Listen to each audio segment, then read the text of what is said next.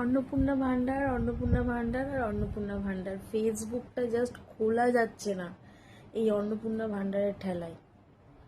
যখনই ফেসবুক খুলছি অন্নপূর্ণা ভান্ডারের সামনে, মানে পোস্টটার সামনে এলেই না মাথাটা চ্যাং করে গরম হয়ে যাচ্ছে। মুখ্যমন্ত্রী, আপনাকে বলছি, আমি জানি না এই পোস্টটা আপনার অবধি যাবে কিনা, আমি জানি না, তবে বলছি, দিলে দিন, না দিলে না দিন, লোকের ইমোশন নিয়ে খেলবেন না। আপনি নাকি টাকা ছেড়েছেন, তাহলে টাকাটা গেল কোথায়, কাদের অ্যাকাউন্টে গেল? আপনার মানে আপনি বলছেন আপনি টাকা ছেড়েছেন, এদিকে লোকে টাকা পাচ্ছে না। হুম।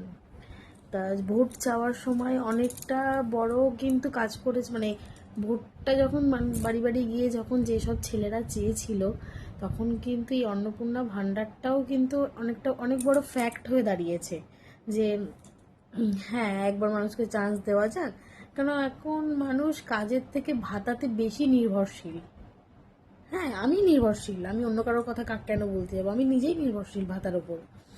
তো যেসব ছেলেরা বাড়ি বাড়ি গিয়ে ভোটটা চেয়েছে, এখন তো তাদেরকে জিজ্ঞাসা করছে যে অন্নপূর্ণা ভাণ্ডারটা কেন ঢুকছে না, কিন্তু তাদের কাছে কোনো রকম আপডেট নেই।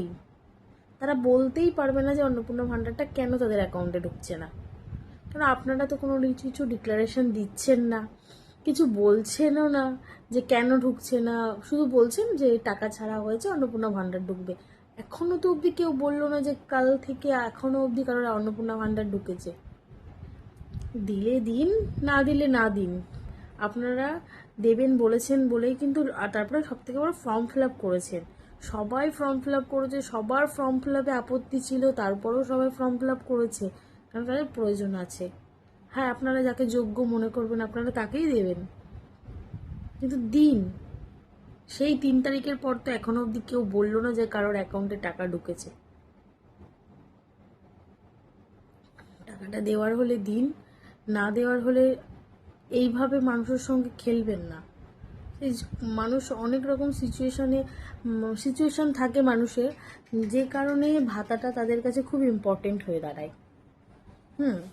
তো সেই ক্ষেত্রে থেকেই বলছি, এইভাবে খেলবেন না মানুষের ইমোশন নিয়ে। যদি দেওয়ার মনে হয় যে যদি আপনি দেবেন, তাহলে আপনি দিয়ে দিন।